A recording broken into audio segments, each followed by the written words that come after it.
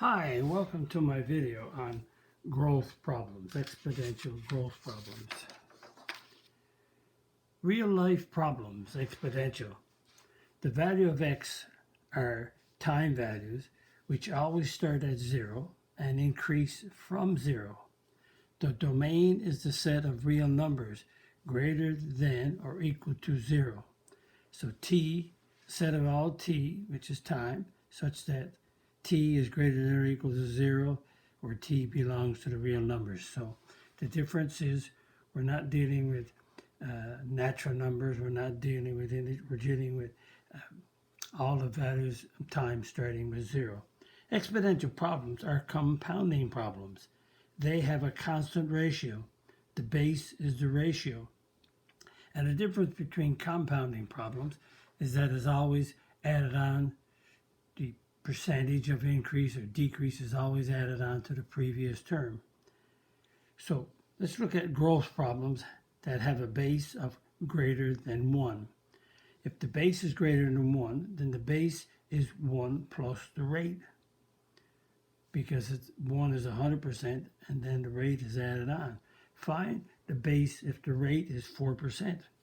So the base is 1 plus the rate.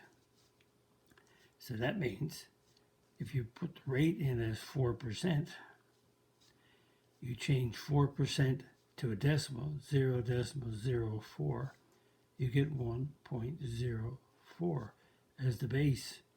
So this 4% increase is added on to each interval, time interval, may be in a minute or an hour or days or whatever it may be.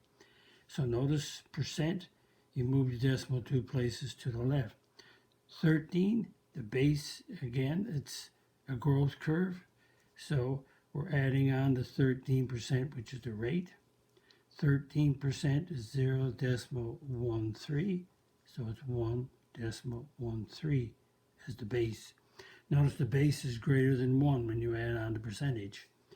And 3.5%, base is 1 plus the rate. Again, we're talking about a growth. So it's 1 plus the rate of 3.5. So I'm going to change 3.5 to 3.5%. 1/2 is 0.5. So that means that you got a 0.035. So when you move the decimal 2 places to the left, you get decimal 0.3, and you have 1.035. So change your half to 0.5 and then move your decimal after, and that makes more sense. And right here we have the base is 1 plus the rate, and that means it's 1 plus 0.6%. And so it's change your percent to decimal, move your decimal 2 places to the left, so you get decimal 0.06. So there's the decimal there, 2 places. Your decimal was right here in front of the 6, so 2 places, 1, 2. So that's 1.006 as a base. So when you have a growth, the base is 1 plus the rate. So the growth equation is very similar to the one we dealt with before, only we have this time we have y equals a b t over c, where a is the initial amount that we start with, b is the base, which is 1 plus the rate, and t is the time interval that elapses, and c is the interval, is the change interval, the increment change in terms of time. So the formula, instead of b, because we have a growth, is 1 plus r. So this is the formula we're going to use for growth. Again, 1 plus r gives us a base greater than 1. So we have a growth. So let's do some problems. $10,000. So A is $10,000. Invested in a bank at an 8% per year. So it's 8%. So the rate is 8% per year, and for 6 years, so the time is 6 years, and the interval increment change is per year, so 1. So it's per year, 6 years, so C is 1. So the equation is y equals A 1 plus R, and I'll write the equation now. So A is 10,000. The rate is 8%. T is 6, and C is 1. So let's change that. So that's 1 plus 8% is 0.08, and 6 over 1 is 6. So we have 10,000, 1.08 to the 6th power. So this percent increase is done each year on. So if you pick up your equation, pick up your calculator, and you have 10,000, and the base is 1.08, and the power button is right here, and you have a 6, and you hit enter, and you get 15,868.74. So that's 15,868.74, and I said to the nearest dollar, so it's $15,869. That's one problem done. Again, notice we have a growth curve. It's increasing because if you put money in the bank, then hopefully the interest, you're getting interest, so that's an increase, so it's 1 plus R. Let's try a second one. Don't forget to pause the video if you wish. The volume of a balloon increases at a rate of 10.4% a minute. Find if the volume is now 320 cubic centimeters, what will be the volume after 4 minutes? So notice the time is per minute, and we have the number of minutes. So let's look at what A is. A is the initial value of 320, and the rate is 10.4%, and the time is 4 minutes, and this increment change is 1 because it's 10.4% per minute. So C is the per minute. Or sometimes you see in the next problems it could be per, or it could be the increase could be every 2 minutes, or it could be 3 minutes, but C in this case is per minute. So y equals A 1 plus R and T over C. So A is 320. The rate is 10.4%. T is 4 over 1. So that simplifies to, let's take our time, 10% is 0.104. The decimal moves 2 places, 1, 2. And 4 over 1 is 4. 320, 1.104 to the 4th power. And we'll sub that into our calculator. Here we go. Let's clear what we have there. And we have, we got it cleared, 320. In bracket, I put 1.104 in bracket and raise it to the 4th power. This is the power button right here. And when I do that, notice I simplified everything on the sheet of paper, then I entered it in. And notice I put brackets around the base of 1.104 and hit enter, and I get 475.36. So 475.36. 475.36. And it says, not dollars, it's volume. So that's cubic centimeters. I thought it was money then. And so you want it to the nearest cubic centimeter. So the answer is 475 cubic centimeters. So hopefully you're seeing some pattern that I'm developing here. And let's do a couple of more. We have $12,000 in RSPs. That's a retirement plan. Grows at a rate of 9.25% every 4 years. Find the value to the nearest dollar after 40 years. So we look at the equation. Y equals A, and the base is 1 plus the rate, and it's T over C. Keep that in mind. So the initial value is 12,000.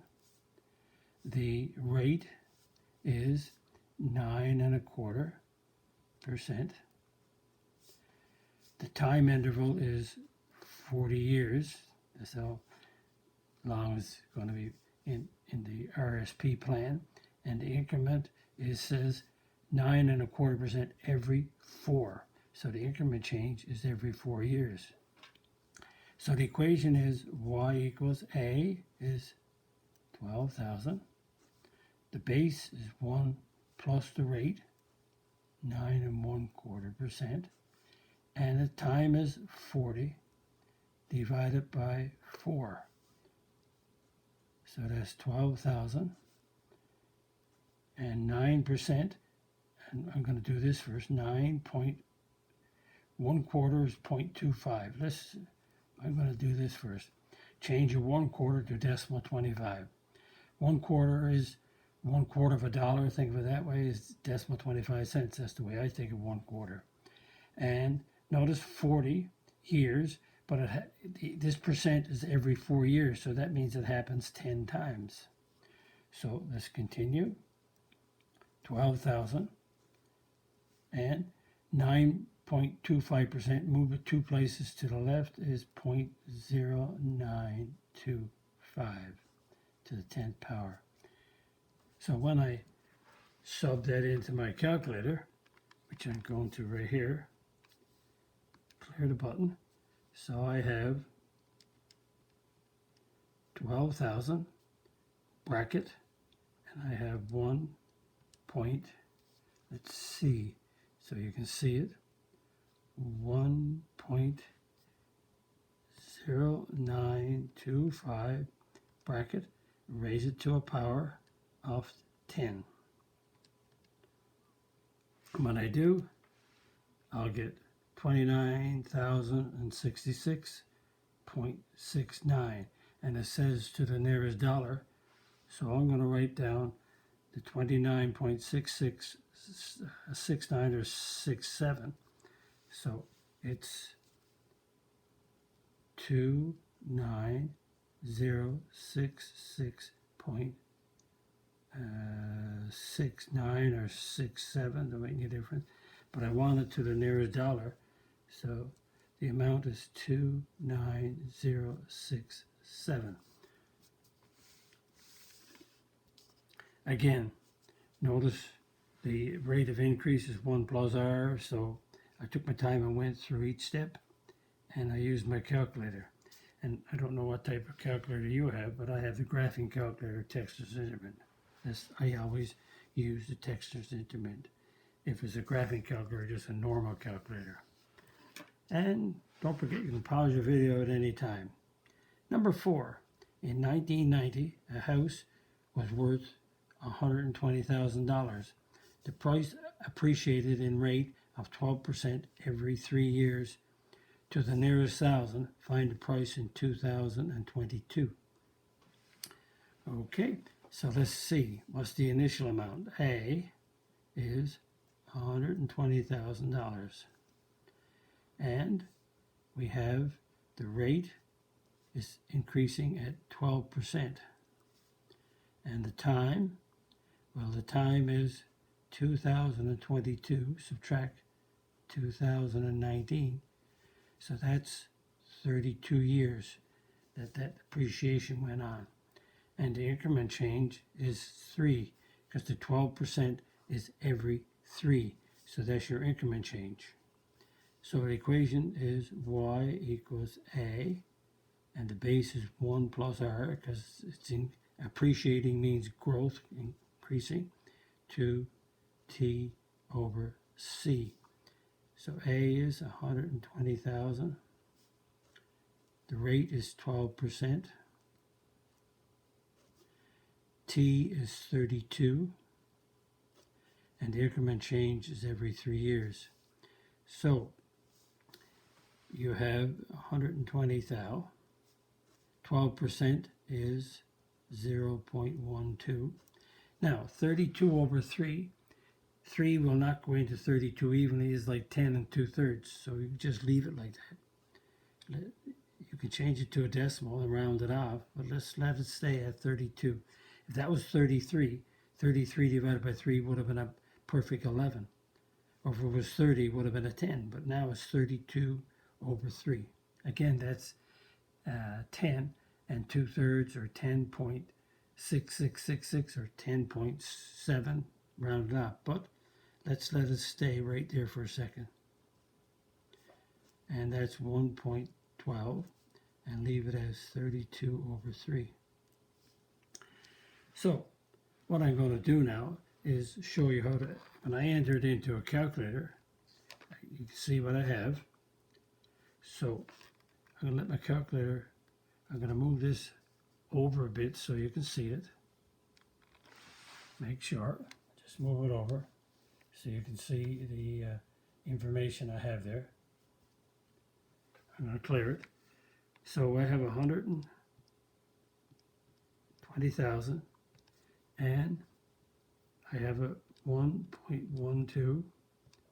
Now, when I do 32 over 3, what I do is I put it in a bracket. So if I could go 10.6666, but if I use a bracket and I go 32 division 3, what I did to enclose 32 divided by 3 in a bracket, that power, which is here, that's the same as if I had 10.666 right now. So it's very important. But if I just did 120,000 times 1.15 raised to the 32 and then division 3 without putting it in a bracket, I would have an error. So when I do, I get 40,000, and let's move this back. I get 40,1951. As you can see, so I'll write that down. 40,1951.35 and I said that's the answer that's on the calculator. Actually, the calculator had a 465, but I want it to the nearest thousand, so it's 40 nearest thousand. There's the thousands right there. So that's a thousands place right here. So that's more than 5. So that's 200. So the value of the house in 2022 is 402,000. And again, the formula is A, 1 plus R, and T, which is the time that it elapsed over the interval change that the interest is. Again, the C is the interval change that the interest is happening in whatever number of years, every year, every 3 years, etc. So that's a growth problems based on compounding interest.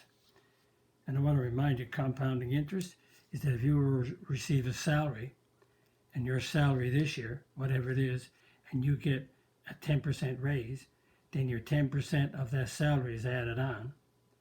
And then next year, you have your salary with your 10% on, and then you get another 10% on top of that 10% raise. So it's what you call interest on your interest, or a raise on a raise.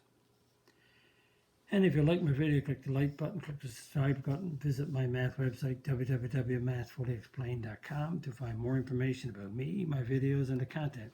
And that's the content on my YouTube channel called Math Fully Explained. Thank you for viewing my video. Hope the video helped you. Bye-bye.